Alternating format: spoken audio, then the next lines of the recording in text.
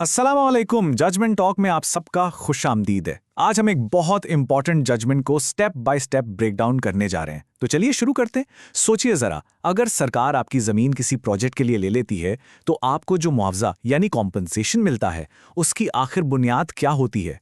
क्या वो कीमत आखिर मुनासिब है? आज हम एक ऐसी ही बहुत अहम जजमेंट मलिक मोहम्मद एजाज बनाम पाकिस्तान को समझेंगे।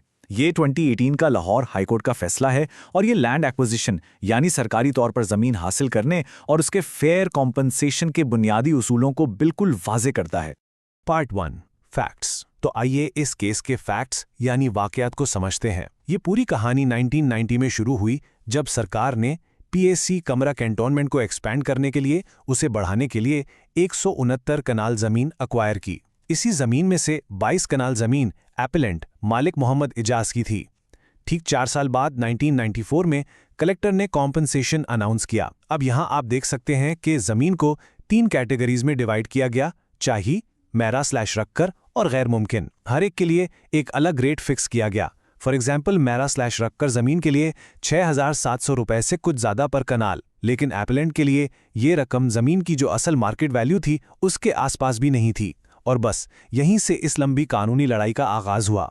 अब हम देखते हैं कि ये जो तनाज़ा था ये एक लंबी कानूनी जंग में कैसे तब्दील हो गया। ये टाइमलाइन देखिए।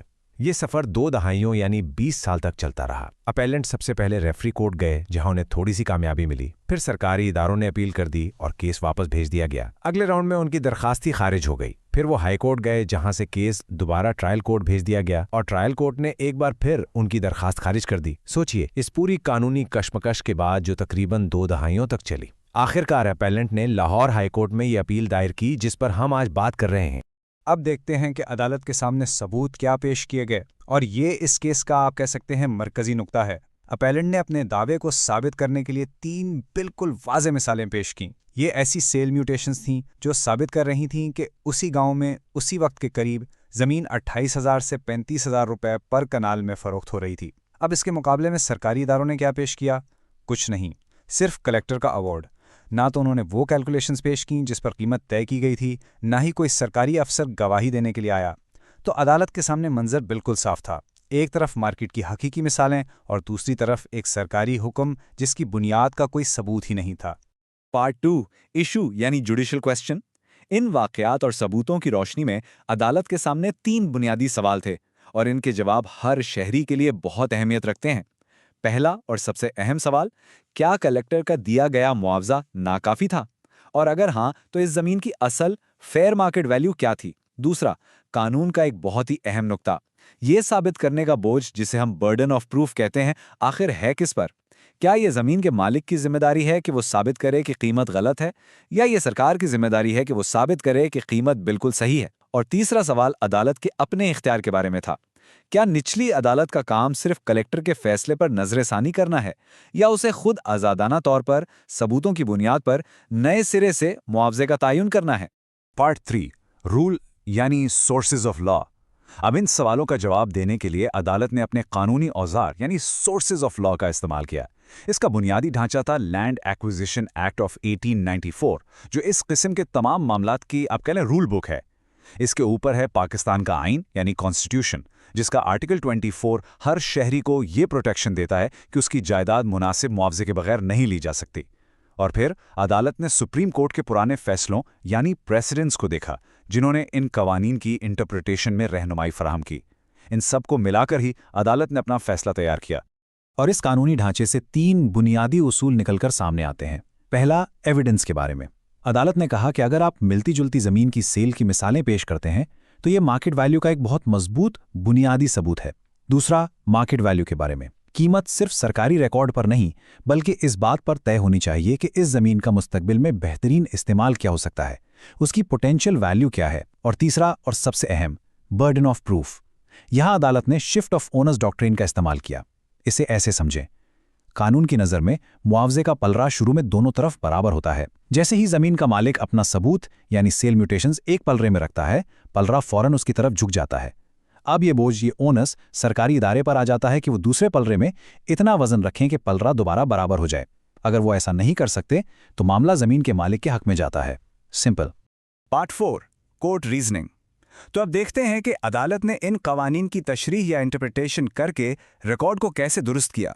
आर्टिकल 24 पर अदालत ने वाज़ी किया कि मुनासिब मुआवजा देना रियासत का कोई एहसान नहीं है, बल्कि ये एक आईनी जिम्मेदारी है। फिर मार्केट वैल्यू पर अदालत ने साफ किया कि ये वो कीमत है जो एक राजी खरीदार एक राजी बेचने वाले को देगा, ना कि वो जो सरकारी रिकॉर्ड में लिखी हो।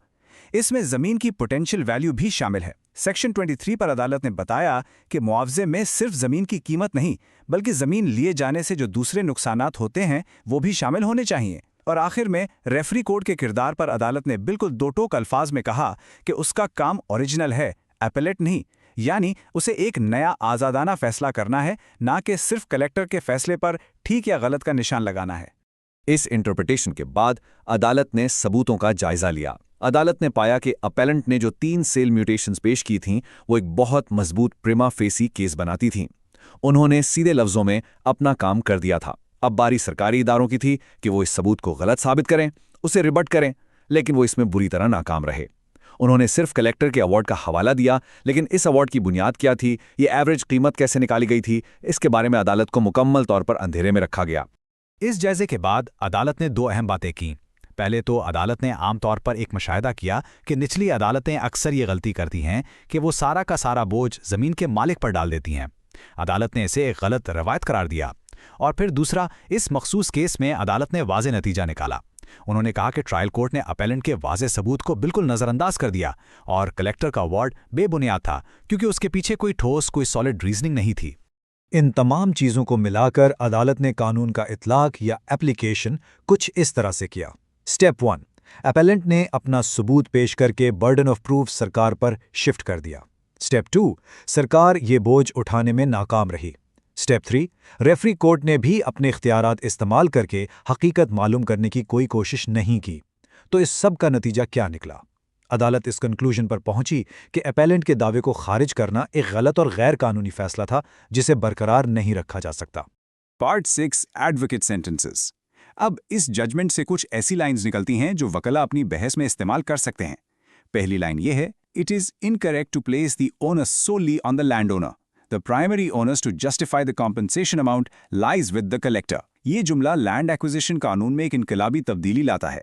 ये कहता है कि रियासत को अदालत में आकर साबित करना होगा कि उसने जो कीमत दी है वो जायज़ है। ये शहरी और रियासत के दरमियान ताकत के तवाज़ुन को दुरुस्त करता है। और ये दूसरी अहम लाइन है, the reference application is an independent original proceeding for determination of the compensation afresh. इसका साफ मतलब ये है कि जब मामला रेफरी कोर्ट में जाता है तो सफ़ा बिल्कुल साफ हो जाता है। अदालत का काम कलेक्टर के फैसले पर सिर्फ मोहर लगाना नहीं, बल्कि सबूतों की बुनियाद पर एक बिल्कुल नया फैसला देना है। ये निचली अदालतों के लिए एक बहुत वाज़ेह हिदायत है। Part 7 ratio decidendi, binding legal rule.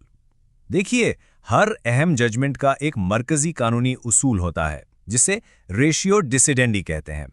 ये वो हिस्सा है जो दूसरी अदालतों के लिए मानना लाजमी होता है। इस केस का बुनियादी उसूल या प्राइमरी रेशियो ये है, मुनासिब मुआवजा हासिल करना जमीन के मालिक का आईनी हक है। इसीलिए ये साबित करने का बुनियादी बोझ कलेक्टर पर है कि उसने जो अवार्ड दिया है वो दुरुस्त है। और जब मालिक अपना बुनियादी सबूत दे देता है तो ये बोझ सरकार पर मुंतकिल हो जाता है। इस केस का एक सेकेंडरी यानी दूसरा अहम उसूल भी है, और वो ये है कि सेक्शन 18 के तहत सुनवाई करने वाली रेफरी कोर्ट ओरिजिनल जुरिस्डिक्शन इस्तेमाल करती है। उसे अदालत में पेश किए गए सबूतों की बुनियाद पर आज़ादाना तौर पर मुआवजे का तयन करना है, ना कि कलेक्टर के इंतजामी फैसले पर इन्हिसार करना है। Part 8 final decision. तो आखिर में अदालत ने क्या फैसला सुनाया? हाई कोर्ट ने कहा कि निचली अदालत ने कानून को गलत समझा, खासकर बर्डन ऑफ प्रूफ के मामले में। इसी वजह से उनका फैसला कायम नहीं रह सकता। नतीजे में अपील किस्मन या पार्शली मंजूर की गई। अदालत ने 2015 का फैसला मायरा/राकस जमीन की हद तक मनसूख कर दिया और केस को वापस निचली अदालत में भेज दिया, और उन्हें वाज़ेह हिदायत दी गई कि वो नए सिरे से सबूतों की बुनियाद पर इस जमीन का मुनासिब मुआवजा तय करें। तो है इस फैसले के बारे में आपकी क्या राय है? एक लॉयर या एक शहरी की हैसियत से क्या आपको लगता है कि इससे आम शहरी के हुकूक को बेहतर तहफ़्फ़ुज़ मिलेगा? नीचे कमेंट्स में हमें ज़रूर बताएं। इस ब्रेकडाउन को लाइक करें और मज़ीद अहम केस एनालिसिस के लिए जजमेंट टॉक को सब्सक्राइब करना मत भूलिएगा।